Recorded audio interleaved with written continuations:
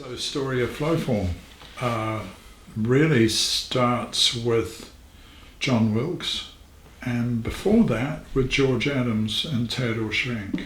What we're hoping to do is with these sort of forms, and also with a ceramic to which would be like a taller version of this for drinking water, is to have it set up so that people can have in their own home. So this goes like that. People can have in their own home a living water, scientifically proven, high coherent water source. Just filter it from the kitchen tap. Yeah. Put it in here, run it for 1 hour. There it is. It's water as good as from a mountain stream or off a glacier. Or. And you would say if you let it run through 1 hour. 1 hour. It's what you recommend, not 5 minutes or something. I would do it for 1 hour. For 1 hour. Yeah. Okay. Yeah. And people will love it. You can taste the difference. Pets stop drinking out of the toilet and come to drink out of this. I had a friend in Ukraine whose daughter was Down syndrome, and they were getting her most wonderful water from spring near the forest, and bringing it back, and they gave her some and treated it through Flowform. So it had these two things, and she didn't know the difference. She tasted, Flowform. Wanted this. Yes. Yeah. And we know from pets, and we know fish, absolutely, when you treat the water they're swimming in. Mm-hmm. I had a friend or a client who bought a single landscape form about this big and put it by his fish pond. You know, the fish was swimming around like this, and it was stagnant. And he said these are goldfish, and he got the water running, and he said they were trying to leap up. The goldfish behaving like trout. He said they're trying to leap up into the water source, you know, where it's coming from. He said he'd never seen that before. They want to puddle in there. We just got so used to having stagnant, low quality water. Yeah. I had an experience long ago in my 20s of going in a little boat underneath the southern Alps by Lake Wanaka. They have underground small lakes underneath the mountain. You can walk and you get in the boat and you go in glowworms and like Waitomo caves. And we went in, and I reached over and picked up a handful of water and drank it. And my whole body, the moment it touched my tongue, no time to swallow, my whole body just went ka-ting like this. Mm-hmm. And now I know that's this entanglement, quantum physics. All the liquid in my body just retuned to the better liquid. Wow. That's entanglement. And fortunately with water always chooses the better option. To come into the better state. Yeah. Yeah. I can't provide you with science behind that, but I know this from my observations and from testing water myself. If you give water, poor quality or high quality water, and then you've got the water in there, you know, because water has been proven scientifically to respond to other water at a distance. Even homeopathic water at a distance, this water will pick up the waves and information. And if you put poor quality water, higher quality water, and the test water, the water doesn't like that, the water there, it'll pick up the better one. It won't come, it doesn't, it makes good choices. Yeah. So I think that's what we need to do. First of all, the first thing that anyone who's interested in water is your own inner response. We don't need machinery, I agree. John Wilkes' Flowform is a modern eco-machine in that it provides a surface for this combination of nature's dynamic flow and the heart rhythm and the figure eight. I think for most of our purposes, it's enough to filter and then to let it go to a restructuring process. Yes. So, yeah. It restructures and it opens up to universal energy. And what we discovered with Benny's research, and I can send you... this would be great. Yeah, I'll send you the actual paper and the translation of the actual paper. And then my attempt to translate it again down to some understandable language. Yeah.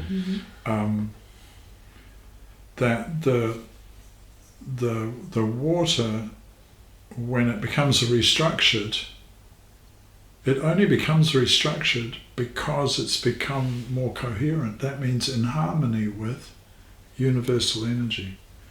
And when the flow form water flow, as if it's smooth flowing, it run for an hour, it can become a living system. He was pointing this out to me, that this living system means you have some water even when it's not going through the figure eight, and it's so in tune with universal energy that it's continually bringing in the universal energy waves as particles, and the sort of older particles going out to be renewed.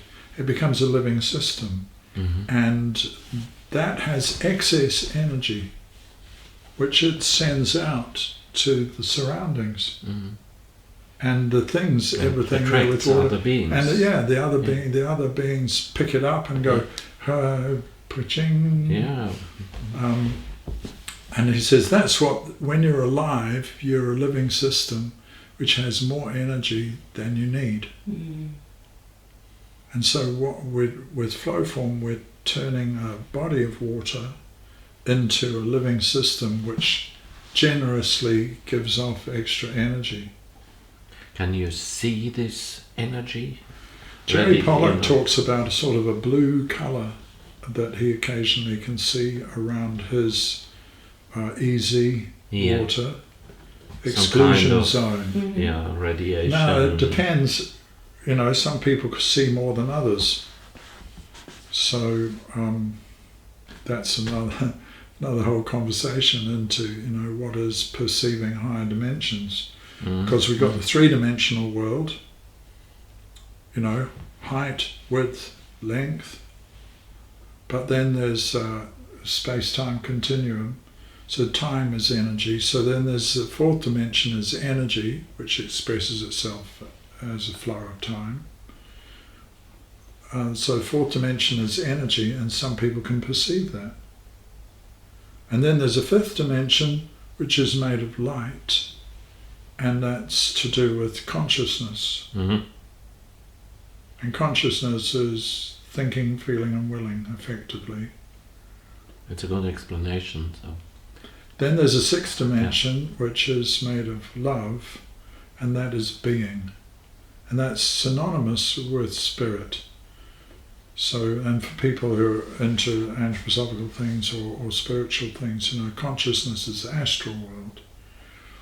Energetic or the etheric world, the astral world of consciousness made of light. And then the world of being is different.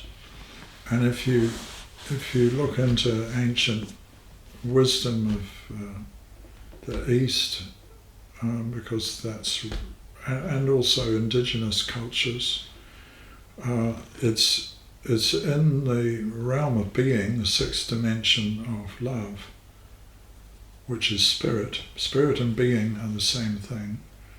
And that's where thinking is pure awareness.